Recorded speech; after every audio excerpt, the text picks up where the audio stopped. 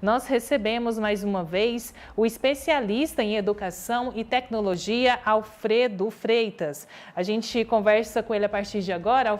Alfredo, boa tarde. Mais uma vez, seja bem-vindo aqui ao Tom Maior.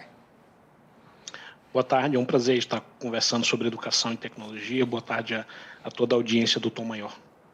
Alfredo, a gente tem então essas pesquisas, né, esses números mostrando esse aumento do ensino à distância aqui no Brasil. A gente sabe que o ensino à distância, o ensino remoto, ele foi muito incentivado pelas autoridades sanitárias, né, durante aquele período mais crítico da pandemia de Covid-19.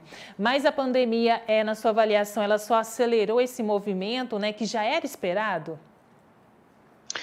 E quando a gente olha num panorama global, o que a gente vinha era a tecnologia gerando muito impacto no ensino superior e especialmente no ensino superior, porque as pessoas são, vamos dizer assim, mais responsáveis e estão buscando uma capacitação profissional. A pandemia ela acelerou em alguns anos o que já vinha ocorrendo. Então, estávamos fazendo uma mudança cada vez mais constante para um ensino digital, onde a tecnologia tem um papel principal juntamente com o professor e não mais a localidade onde se está presente o estudante e o professor. E a pandemia acabou acelerando isso e mostrando também as disparidades, onde nós temos, assim como no presencial, no ensino digital, nós temos boas instituições e temos também instituições que não são boas. Né? Quando a gente fala assim que o modelo de ensino remoto, né, ele está crescendo no Brasil, também nos cursos superiores, né? O que apresenta nessa modalidade de vantagem quando a gente olha para a aprendizagem do aluno? Perfeito. A maior vantagem de aprendizagem do aluno é que nós podemos inverter a lógica, normalmente numa sala de aula, onde eu tenho a centralização do professor. Então, eu consigo centralizar muito mais no aluno o processo de ensino-aprendizagem e eu consigo tornar irrelevante a localidade geográfica. Então, eu pego uma pessoa que está, por exemplo, em Cocalzinho, essa pessoa que está em Cocalzinho, ela pode estudar com professores de Goiânia, às vezes mais capacitados do que os professores da cidade em que aquela pessoa reside, sem que ela tenha que se deslocar fisicamente para Goiânia. Então, a internet, quando bem usada, ela transforma em irrelevante a localidade geográfica do estudante, do professor e do aluno para o processo de ensino-aprendizagem. No entanto, isso vai trazer uma série de desafios metodológicos para que a gente busque essa qualidade, vamos dizer assim, independentemente da localidade geográfica. Quais seriam esses desafios, Alfredo? Bem, vamos lá, no ensino presencial é muito mais natural o professor replicar o que ele aprendeu com os seus bons professores. Já no ensino à distância, o professor ele precisa ter uma formação, ele precisa ter uma estrutura metodológica e muito mais suporte da instituição de ensino. Eu vou fazer uma analogia, por exemplo, o professor, quando ele está numa instituição de ensino presencial, ele vai precisar que a sala de aula esteja limpa, que a sala de aula exista, que tenha uma cadeira minimamente para o estudante sentar, que tenha ali banheiros, que tenha toda uma estrutura física. No ensino tecnológico, nós temos um desafio diferente, mas eu tenho uma série de desafios de organização do ambiente, de explicar para o professor qual é o método de ensino, como esse professor fará um bom uso da tecnologia, qual o processo de comunicação entre o professor e os estudantes. Então, toda essa organização, esse processo, ele precisa ser bem articulado para que o professor faça o seu trabalho de orientar e acompanhar os estudantes e não que o professor tenha que construir tudo, cada professor isoladamente. Mas nesse aspecto, né, no cenário então do ensino à distância, no EAD, a preparação também do professor, né, tem que ser diferente, né? O planejamento, o preparo dele ali vai muito além da adoção de tecnologias, né, de plataformas, além do uso da tecnologia? Sim, vai muito, muito além desse uso e muito além do que, vamos dizer assim, do que você faria numa sala de aula presencial. Não basta a gente filmar e transformar em via internet o que a gente faz no presencial. Nós podemos criar uma série de soluções diferentes. Então, eu posso, por exemplo, gravar uma aula expositiva, o estudante assiste essa aula expositiva previamente, a gente entra num grupo de discussão aqui com 10, 12 pessoas ao vivo e o professor vai instigar um debate e ele vai percebendo que cada estudante compreendeu e vai trazendo essa realidade do estudante, essa compreensão e oferecendo ali um feedback rápido para o estudante no momento síncrono. Então, a gente acaba fazendo um bom uso melhor do momento síncrono do que se eu simplesmente colocar aqui ao vivo numa plataforma como o Zoom ou qualquer outra, sem estudantes passivamente escutando o professor. Aí eu faço um péssimo uso da tecnologia, os estudantes vão se distrair, assim como eles se distraem na sala de aula presencial. No entanto, quando a gente coloca e separa ele em grupos, coloca para que eles façam um trabalho, voltem para sala central, vamos dizer assim, apresentem um resumo do trabalho e o professor ter uma capacidade de orientar isso para um grupo pequeno de estudantes, eu consigo ampliar significativamente o aprendizado e eu consigo, de novo, trazer aquela principal vantagem, que é estar no horário que é interessante para o estudante, eliminar a relação geográfica, o estudante que mora, às vezes, numa área longe de uma escola boa, mesmo dentro de um município, ele pode ter acesso a uma boa escola agora usando a internet com deslocamento de segundos. Ele consegue ter um feedback de um professor que é muito mais qualificado e para o professor também a gente tem várias melhorias, desde que a instituição de ensino e os gestores consigam oferecer uma situação tecnológica com metodologia e técnica de ensino preparada. Alfredo, a gente percebe assim, né? A percepção, na verdade, que eu tenho é que antes da pandemia, quando a gente falava de ensino remoto, ensino à distância, as pessoas pensavam assim, não, eu prefiro não presencial, eu aprendo mais fácil, eu aprendo melhor. A pandemia, né, ela mudou essa percepção, agora os alunos, né, estão mais preparados para a aprendizagem à distância, para o remoto? Bem, perfeito. Primeiro que você está me colocando vamos dizer assim, um preconceito que o ensino à distância ele era pior do que o presencial. E esse preconceito ele estava em grande parte correto, porque quando a gente olha no ensino superior, a maioria das instituições que cresceram muito no ensino à distância, elas cresceram reduzindo o tempo do professor para o aluno. Então, elas cresceram criando salas de aula de 100 alunos por professor. Quando eu crio uma sala de aula de 100 alunos por professor, eu reduzo os custos da educação. O custo da educação ele é um custo essencialmente humano. É custo de professor, de orientador pedagógico, de coordenador, pessoas que vão determinar o custo da educação.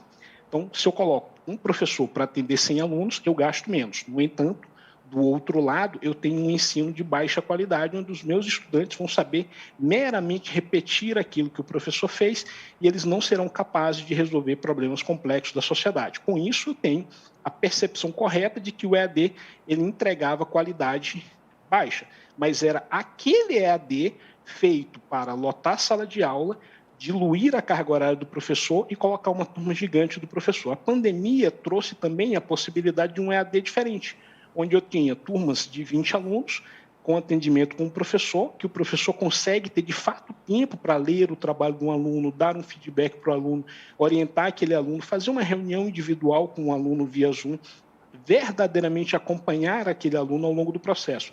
Então, o resumo da obra é, no presencial eu tenho boas instituições e eu tenho instituições fracas no presencial. Da mesma forma, nós temos boas instituições via internet e instituições fracas via internet. Aquelas que usam a internet para massificar, normalmente vão entregar um ensino de baixa qualidade. E Alfredo, aqui em Goiânia, a Prefeitura da capital, ela criou um projeto chamado Aula Digital, né, que integra um projeto Smart Educação, que propõe a modernização, como a gente está falando aqui, das plataformas educacionais utilizadas aqui na Rede Municipal de Educação de Goiânia. Nesse projeto, então, ele já equipou diversas instituições de ensino, distribuiu tablets, pendrives, né, equipamentos de tecnologia. Como que você analisa essa experiência desse projeto desenvolvido aqui pela Prefeitura de Goiânia? Bem, esse tipo de projeto é muito importante porque a realidade profissional das pessoas ela é uma realidade muito digital. Nós trabalhamos no nosso dia a dia com várias tecnologias e acaba que aquela escola antiga, vamos pensar assim, isolada tecnologicamente, que tudo ocorre dentro da sala de aula, ela está muito ultrapassada. É a mesma escola que nós tínhamos em 1900 e nós tínhamos ali até 2019 em algumas escolas algo bem parecido. Então, o que a prefeitura fez, eu acho muito importante, ela trouxe 135 escolas com kits tecnológicos, colocou o Wi-Fi para professor e estudante, fez lá o seu EAD Cloud com uma série de conteúdo, biblioteca virtual, muitas soluções que vão ajudar as ferramentas. Então, ela deu uma série de ferramentas. O que a gente precisa agora é não deixar essas ferramentas paradas, mas trazer a praticidade dessa ferramenta e conectar ela com o dia a dia educacional. E uma grande vantagem que vai ter a Secretaria Municipal de Educação com tudo isso é monitorar exatamente qual professor está fazendo bom uso, qual instituição de ensino está fazendo bom uso, e todos esses dados em torno disso, eles darão um grande, vamos dizer assim, base para melhorar gradualmente o processo de ensino-aprendizagem. E, Alfredo, essas instituições, né, que receberam esse investimento ali da prefeitura, né, com equipamentos tecnológicos, na sua avaliação, quais resultados elas poderão ter a partir de agora? Elas vão poder usar isso para concentrar mais o professor no trabalho de verdadeiramente ensinar. Então, por exemplo, eu posso fazer trabalho onde eu coloco para os estudantes fazerem leitura, fazerem redações, enviar essas redações via internet, o professor faz uma correção dessa redação via internet, a Secretaria Municipal consegue ter um monitoramento para saber qual instituição nós temos um desvio, ou seja, um número de estudantes que tem uma deficiência maior na capacidade de leitura, de criação de texto, e consegue atuar mais proativamente realmente nas falhas. Então, o erro ele precisa ser visto como uma oportunidade de aprendizado. O gestor precisa identificar quais problemas nós temos educacional, dar essa informação para o professor pega a informação do erro do estudante, prover um feedback para o aluno e aquele aluno aprende com o seu erro.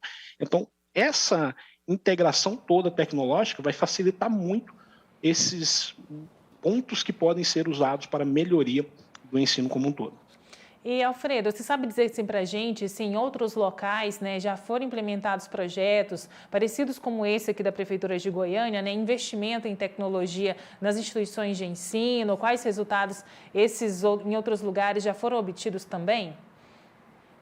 Bem, por exemplo, nos Estados Unidos, no período pré-pandemia, o pessoal da Khan Academy foi convidado para resolver numa determinada cidade como melhorar o ensino de matemática. E o que eles fizeram foi exatamente um processo onde usavam muito de sala de aula invertida e ofereciam dados para aqueles tomadores de decisão daquele county, né?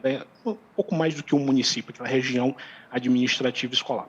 E conseguiram identificar as falhas de cada estudante, as falhas de cada turma, e com isso alocar melhor o tempo do professor para trabalhar conteúdos que geram mais resultados e que geram, vamos dizer assim, que estavam com desafios. As pessoas não estavam aprendendo de fato aquele conteúdo, os estudantes. Então, com a informação disso, num ponto mais específico e mais amplo, eles conseguiram trabalhar e melhorar todo o ensino em alguns locais nos Estados Unidos, trabalhando em parceria o poder público com entidades privadas que atuam nesse mundo de tecnologia. E nesse cenário agora, Alfredo, de pós-pandemia, né, a educação ela tem um desafio de recompor a aprendizagem, né, que foi perdida, que teve um impacto causado pela pandemia da Covid-19. Como, na sua avaliação, né, o ensino à distância, o ensino híbrido também, ele pode contribuir, né, ajudar a superar esses desafios que a gente tem nesse pós-pandemia, né? De que maneira ele pode auxiliar também a engajar os alunos, a engajar os estudantes para colaborar nesse processo de recomposição da aprendizagem? Bem, a primeira coisa é identificar, ou seja, fazer avaliações diagnósticas que nos tragam os pontos falhos de cada estudante. Então, se nós estamos falando no ensino médio, vamos pensar que falhas nós tivemos ali no aluno que está no terceiro ano, no primeiro e no segundo ano desse aluno. E com isso nós podemos usar a internet para criar a inversão daquela lógica, ou seja, trabalhar para o estudante. Então, eu faço algum tipo de avaliação diagnóstica e essa avaliação diagnóstica ela vai me apontar exatamente para o aluno X quais são as deficiências dele. Com isso, eu recomendo algumas leituras para ele e coloco algum tipo de professor que vai acompanhar um processo de reavaliação gradual e constante desse aluno e ela vai melhorando aquela turma. Então, eu não preciso fazer isso por aluno. Eu falo, por exemplo, eu percebo que um grupo de estudantes tem desafios como trigonometria. Ok, então nós vamos repassar um conteúdo de trigonometria para esse aluno e vamos fazer encontros via internet com um grupo de alunos que tem desafios em trigonometria e vamos trabalhar uma série de exercícios de trigonometria com aquele grupo de alunos. E com isso a gente vai gradualmente resolvendo as pendências que são individuais, mas a gente cria ali pequenos grupos que possuem esses desafios similares. Quando a gente vê assim, olha, né, para o ensino à distância, todo mundo fala, especialistas todos afirmam que é um tipo de ensino que veio para ficar. E quando a gente olha agora para o futuro da educação, né, quais mudanças, né, no campo educacional você avalia que ainda vão acontecer, né, nesse futuro, daqui para frente, e que por meio dessas transformações, a educação, de uma maneira geral, ela também pode ser transformada?